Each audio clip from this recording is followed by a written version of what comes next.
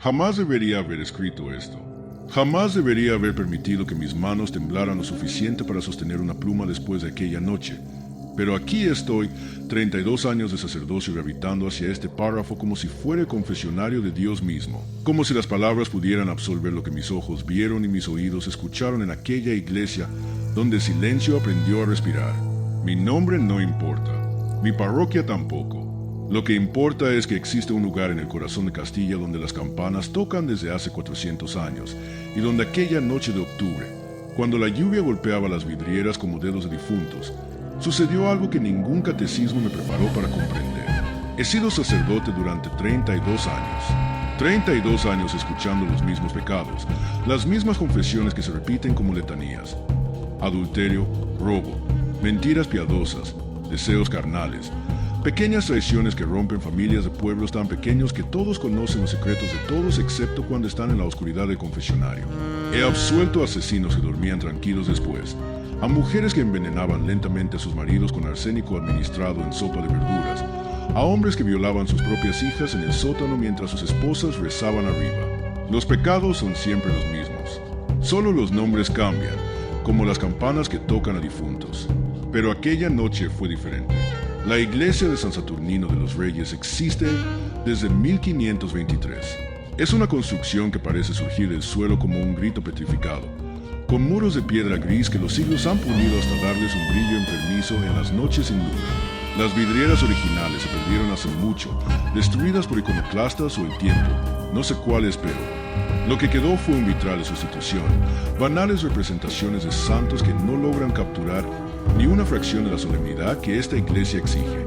Tiene una nave única, baja, con apenas 4 filas de bancos de madera oscura que cruje cuando el viento entra por las grietas del muro norte. El confesionario es colonial, traído de México en 1704 según los registros de la parroquia, tallado en madera de pino que aún conserva olores que ningún incienso ha logrado mascarar completamente. Sudor, miedo, arrepentimiento fermentado. Aquella noche llegué a las 6 de la tarde, como cada viernes. El vilarejo de San Saturnino tiene apenas 200 habitantes. La mayoría son ancianos que no se mueven de sus casas después del atardecer. Las familias jóvenes se han ido a las ciudades hace años, dejando tras de sí casas vacías que parecen lápidas arquitectónicas esparcidas por las calles empedradas. Solo quedan los ancianos, los que no tienen a dónde ir, los que han visto demasiado para abandonar el lugar donde todo lo vieron. Encendidas velas del altar como siempre. 30 velas de cera que el incienso amarillenta lentamente, convirtiéndolas en dedos de la enfermedad que avanza desde la base. El olor del incienso en San Saturnino siempre fue denso, casi nauseabundo, como si estuviera quemada especialmente para tapar algo. Recé el rosario mientras la lluvia comenzaba, primero como susurros contra las vidrieras, luego como acusaciones. El campanario toca a las 6:30, una campana que suena rajada, como si el bronce mismo llevara años enfermo. Espero en el confesionario a las 7. Las que en festines de viernes siempre eran pocas. Aquella noche esperé un hombre, luego una mujer, luego nada. Pasó una hora, pasó casi 1 hora y media. Estaba a punto de abandonar cuando escuché la puerta de la iglesia abriéndose con un sonido que los goznes protestaron como si reconocieran que algo estaba mal. Levanté la cabeza desde mi lado del confesionario. Podía ver a través de la celosía de madera la silueta de alguien que entraba. Era un hombre, pero no podía determinar su edad a esa distancia. Su ropa era simple, un abrigo gris, pantalones oscuros. Caminaba lentamente, como quien regresa a un lugar que lo asusta. Cada paso resonaba en las losas de piedra de la iglesia con una claridad antinatural. Hizo una cruz torpemente al pasar frente al altar. Sus manos no coordinaban bien. Luego se dirigió al confesionario. Entró por el lado del penitente. Lo supe porque escuché la puerta pequeña abriéndose, el crujido de la madera bajo su peso, el sonido de sus respiraciones que ya podía oír aunque el confesionario tuviera un espesor de madera que debería amortiguar todo. Sus respiraciones eran irregulares, como si acabara de correr, como si acabara de escapar de algo. Yo permanecía en silencio, esperando. En el confesionario, el sacerdote es una presencia más que una persona. Somos sombras que escuchan sombras. Somos el instrumento, no el actor. Así que esperé a que hablara. Esperé a que dijera Padre, vengo a confesarme, o alguna variación de las palabras rituales que hemos estado diciendo desde que el Concilio de Trento lo ordenó hace más de 400 años. Pero el hombre no hablaba. Podía sentirlo del otro lado de la celosía. Su presencia era casi palpable, como una presión en el aire, una respiración que se aceleraba, el sonido de uñas rasguñando la madera del brazo de su asiento. Luego, como si se hubiera impuesto disciplina, las respiraciones se ralentizaban, controladas, como quien intenta calmarse en la oscuridad. Pasaron 3 minutos sin que hablara. En el silencio de la iglesia, 3 minutos es una eternidad. Podía escuchar todos los sonidos del lugar, el crujido de la madera antigua, el susurro del viento en las grietas del muro, el sonido del incienso quemándose lentamente en su fluido, consumiéndose como la fe consumida. El campanario marcaba las 7:45 minutos. Sus campanas sonaban distantes, como si el sonido viajara a través de agua. Entonces hablé yo, haciendo lo que siempre hago en estos silencios prolongados. Que Dios te bendiga, hijo mío. ¿Cuánto tiempo ha pasado desde tu última confesión? Mi voz sonaba diferente en el confesionario, más profunda, o quizá el lugar la transformaba. Llevaba 32 años escuchando mi propia voz resonar en estos espacios sagrados, y aún así, aquella noche me sorprendió. El hombre no respondió, pero su respiración cambió. Se volvió más superficial, como si hubiera estado conteniendo la respiración, como si mi voz lo hubiera asustado. Esperé de nuevo. Es una técnica que aprendí hace años. El silencio es a menudo más efectivo que las palabras. El silencio presiona. El silencio abre las compuertas de la confesión. Finalmente, el hombre habló. Padre, he venido porque... Su voz era un susurro, casi inaudible a través de la celosía. He venido porque no puedo confesarme en mi iglesia. Esto no era inusual. Algunos penitentes viajaban desde pueblos cercanos cuando querían absolución de sacerdotes que no los conocieran, que no vivieran con sus familias, que no escucharan sus nombres en las misas dominicales siguientes. ¿De qué parroquia vienes?, pregunté. Él no respondió. En su lugar, percibí un movimiento, quizás sus manos moviéndose en su regazo, el sonido de algo como papel siendo estrujado. Mi pecado, padre, continuó, ignorando mi pregunta.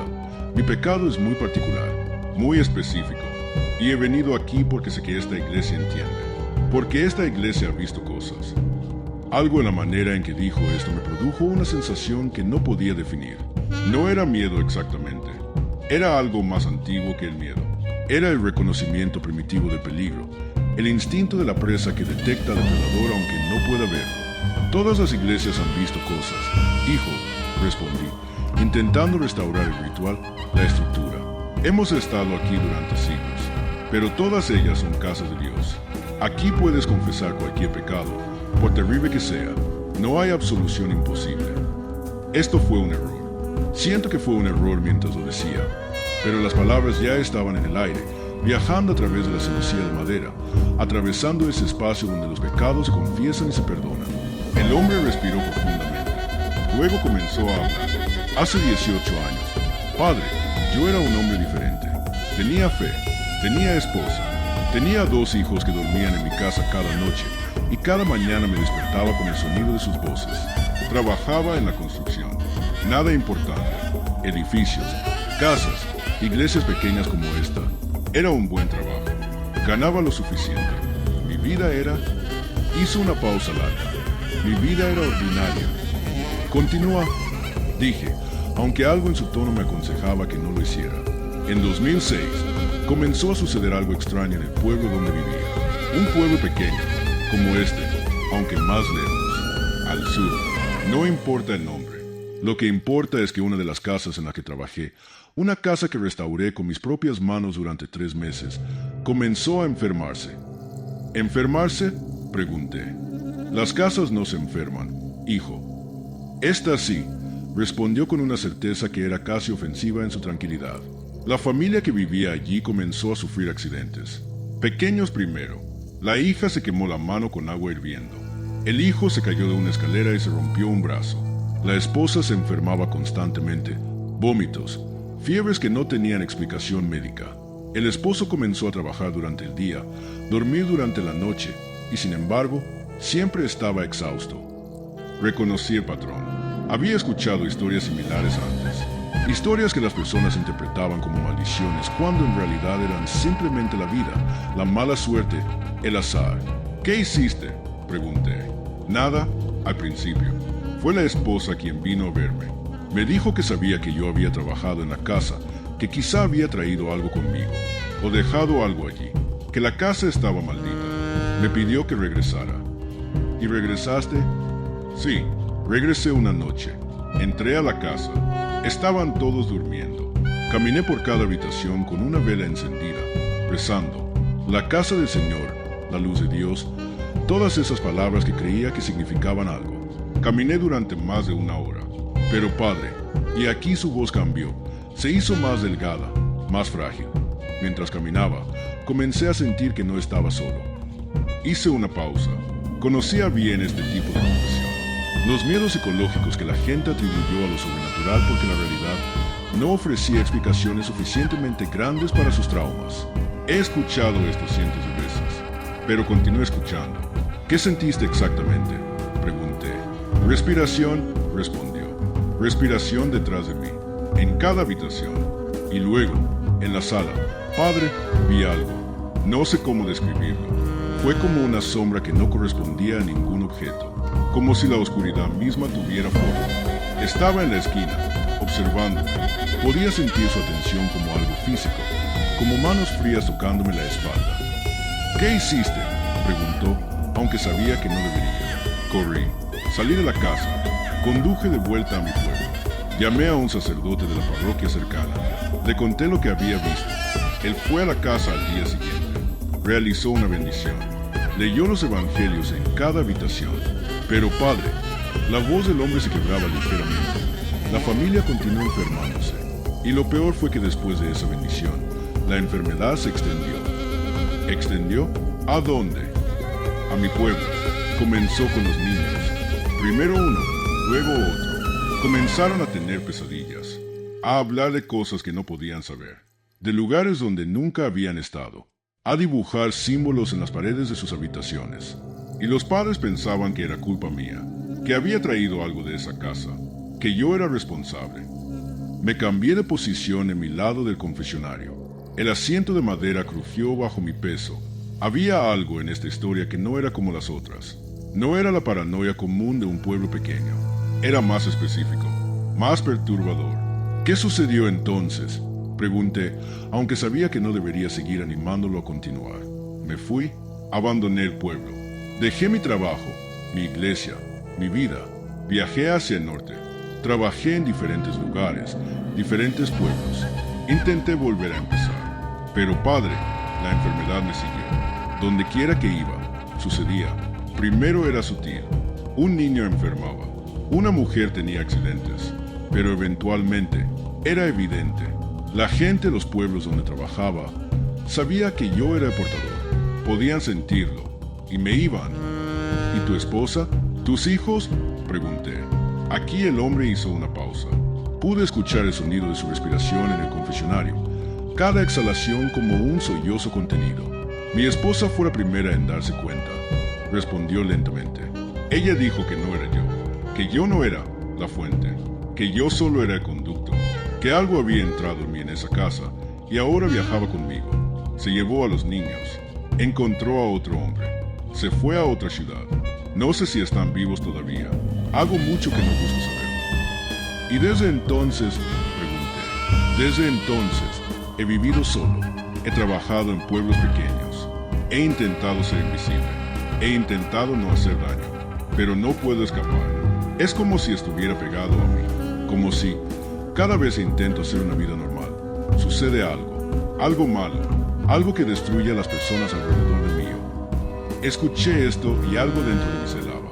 No era el contenido de la confesión lo que me producía esta sensación, era algo más, era la manera en que hablaba, era la convicción en su voz. Esta no era una persona con paranoia, esta era una persona que conocía algo que yo no conocía. Una persona que había visto algo que había destruido completamente su comprensión del mundo. ¿Por qué has venido aquí, entonces?, pregunté. ¿Qué esperas de una confesión? He venido porque, respondió, porque hace 3 semanas llegué a un pueblo nuevo, un pueblo muy pequeño, y en ese pueblo hay una iglesia antigua, una iglesia que tiene una reputación. Los pueblos antiguos tienen reputaciones. Padre, historias que se cuentan. Y esta iglesia tiene historias. Un sentimiento de realización comenzó a formarse dentro de mí, como si el suelo bajo mis pies fuera desapareciendo lentamente, dándome la ilusión de que continuaba de pie cuando en realidad estaba cayendo. ¿Qué historias?, pregunté con una voz que no reconocía como mía. Historias de que fue construida en un lugar donde ocurrió algo. Un ritual, quizá, o una muerte, o algo que no tiene nombre. Los aldeanos no hablaban de ello abiertamente, pero lo sabía, lo sentía. Y cuando entré en esa iglesia, Padre, sentí que algo me reconocía, como si hubiera estado esperando, como si fuera el lugar donde yo debería haber estado todo el tiempo. ¿Cuál es el nombre de ese pueblo?, pregunté, aunque sabía la respuesta. Podía sentirla aproximándose como una ola que iba a ahogarme. San Saturnino de los Reyes, respondió el hombre del otro lado de la celosía. El mundo se detuvo. En ese momento, en ese instante específico, sucedió algo que aún no puedo explicar completamente. Las velas del altar, las 30 velas que acababa de encender una hora antes, comenzaron a extinguirse todas a la vez. No fue un viento. No había viento en la iglesia. Se extinguieron como si alguien las hubiera soplado desde adentro. Una a una, luego todas juntas. La luz en la iglesia de San Saturnino desapareció. Quedé en la más profunda oscuridad. Y en esa oscuridad, a través de la celosía del confesionario, escuché la voz del hombre cambiar. No fue una transición gradual. Fue instantánea. Su voz se volvió más profunda, más resonante, como si viajara desde un pozo sin fondo. ¿Sabes lo que significa San Saturnino, Padre?, preguntó con una voz que no era completamente humana. No respondí. No podía responder. Saturno, continuó la voz, el dios del tiempo, de la destrucción, de la renovación a través de la aniquilación. Los romanos lo adoraban aquí, Padre, en este lugar exacto, hace casi 2000 años. Y cuando la Iglesia Católica llegó, construyó esta iglesia sobre el templo de Saturno. Construyó su casa de Dios sobre la casa del dios de la muerte. ¿Piensas que eso fue un accidente? ¿Piensas que fue una elección fortuita? ¿Quién eres?, pregunté finalmente, en la oscuridad. No soy nadie, respondió la voz. Soy todos. Soy el resultado. Soy la enfermedad que se propaga. Soy lo que sucede cuando un sacerdote bendice el lugar equivocado. Lo que sucede cuando la iglesia intenta cubrir la verdad con piedra y ritual. Hace 18 años, tu colega, el sacerdote de la parroquia cercana, entró a esa casa y al entrar abrió algo. No algo que estaba dentro de la casa, algo que estaba en mí, algo que ya había estado durante años, quizá décadas, buscando una manera de salir. Y su bendición fue exactamente lo que necesitaba. Su fe fue lo que necesitaba. Su acto de reconciliación fue el acto de mi liberación. Permanecí en silencio, en la oscuridad, intentando procesar esto. Mi mente racional se aferraba a explicaciones, alucinaciones, psicosis compartida, el resultado del estrés y la soledad. Pero mi alma sabía la verdad. He pasado 18 años limpiando pueblos, continuó la voz. 18 años removiendo a las personas que se creen seguras en sus pequeñas vidas, sus pequeños pueblos, sus pequeñas fe. Y ahora he llegado a donde comenzó todo. He llegado a donde los romanos adoraban a Saturno. He llegado donde la iglesia pensaba que podría contener lo que habían sellado con piedra y oración. Y Padre, y aquí la voz se volvió casi tierna, casi cariñosa, he venido a confesar que la iglesia falló. Ha fallado siempre. Y seguirá fallando porque construyó sus catedrales sobre los sepulcros de cosas que nunca debería haber enterrado viva. Las vidrieras de la iglesia comenzaron a crujir. Pude escucharlo en la oscuridad. El sonido de cristal bajo presión. No violento, gradual, como si algo los presionara lentamente desde el exterior, intentando entrar. ¿Qué quieres de mí?, pregunté. Nada, respondió la voz. Ya tienes lo que necesitas. Ya tienes toda la información. Ya sabes que cuando absuelvas a quien está del otro lado de esta celosía, estarás absuelviendo aquello que no debería ser absuelto nunca. Y cuando salgas de ese confesionario, cuando camines por los pasillos de esta iglesia, sabrás que las piedras mismas están infectadas, que la fe que has practicado durante 32 años ha sido construida sobre la mentira, que cada absolución que has otorgado en este lugar ha sido una mentira, que cada oración que ha resonado en estos muros ha sido escuchada no por Dios, sino por aquello que tiene hambre de algo que la fe no puede satisfacer. Luego, en la oscuridad, escuché el sonido de la puerta del confesionario abriéndose del otro lado. Escuché los pasos del hombre alejándose, lentos, deliberados, como quien camina sabiendo exactamente a dónde va. Los escuché cruzar la nave de la iglesia, los escuché llegar a la puerta, y luego, el sonido de la puerta de la iglesia cerrándose. Permanecí sentado en la oscuridad del confesionario durante lo que pudo haber sido 5 minutos o 1 hora. El tiempo había dejado de tener significado. Las vidrieras dejaron de crujir. El viento cesó. La iglesia volvió a su silencio habitual. Pero un silencio que ahora era diferente. Un silencio que esperaba. Un silencio que observaba. Finalmente, salí del confesionario. En la oscuridad, caminé hacia el altar. Busqué a tientas los candelabros. Encontré el encendedor que siempre dejaba allí. Encendí una vela, luego otra. A medida que la luz regresaba, examiné el confesionario. Entré por el lado del penitente. Estaba vacío, completamente vacío. No había ropa mojada en el asiento. No había huella de que alguien hubiera estado allí. Ni siquiera había el olor que las personas dejan en espacios cerrados. El olor del miedo, del sudor, de la culpa. Solo había silencio. Salí de la iglesia aquella noche. Caminé bajo la lluvia que continuaba cayendo. Las calles del pueblo estaban desiertas. Las casas tenían sus luces apagadas. Era casi como si el lugar entero estuviera esperando. Como si todos supieran que algo había sucedido en la iglesia de San Saturnino, aunque ninguno de ellos estuviera consciente de ello. A la mañana siguiente, envió una carta al obispo informándole que debía ser trasladado. No expliqué por qué. El obispo no preguntó. Había conocido al obispo durante 30 años. Sabía que entendía lo que no podía ser articulado en palabras. 3 semanas después, me fue asignada a una parroquia en el norte. Una iglesia nueva, sin historia, sin secretos. O al menos, eso pensé. Pero ahora, viviendo en este lugar nuevo, sé la verdad que aquella voz me obligó a reconocer. Las iglesias no son sagradas. Los rituales no protegen. La fe es una presa de mentiras construida sobre un abismo que nunca comprendimos. Y aquello que confesó en San Saturnino de los Reyes no era un penitente buscando absolución. Era un mensajero, un recordatorio de que hay cosas en este mundo que la Iglesia Católica selló bajo piedra hace siglos. Cosas se continúan respirando en los sepulcros que intentamos claustrofobiar. No duermo bien. No he dormido bien desde aquella noche. Y cuando duermo, escucho voz que pregunta si absolví o no absolví.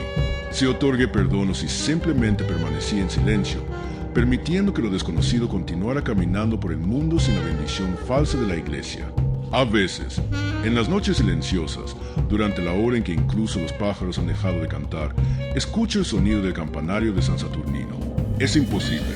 San Saturnino está a cientos de kilómetros de distancia, pero puedo escuchar sus campanas, sonando, esperando, como si llamaran a alguien a casa. Y me pregunto si aquella noche, cuando dije que no había absolución imposible, comencé un proceso que continúa. Me pregunto si cada palabra que pronuncié en ese confesionario marcó algo. Me pregunto si aquella confesión que supuestamente terminó antes de comenzar, terminó en realidad, o si continúa, todavía, en la oscuridad de una iglesia que no debería existir, en un pueblo que quizá nunca realmente dejé. Me pregunto si, cuando ese hombre salió de la iglesia aquella noche, realmente se fue, o si simplemente entró más profundamente en las paredes. Y desde entonces, he estado escuchando, esperando, porque sé que volverá a confesar, y cuando lo haga, será en mi iglesia, será a través de estas paredes, será en el silencio que ahora escucho cada noche. Y esta vez, Padre, esta vez seré yo quien no hable, esta vez seré yo quien permanezca en la oscuridad, esperando a que termine una confesión que comenzó hace 18 años y que nunca realmente terminará.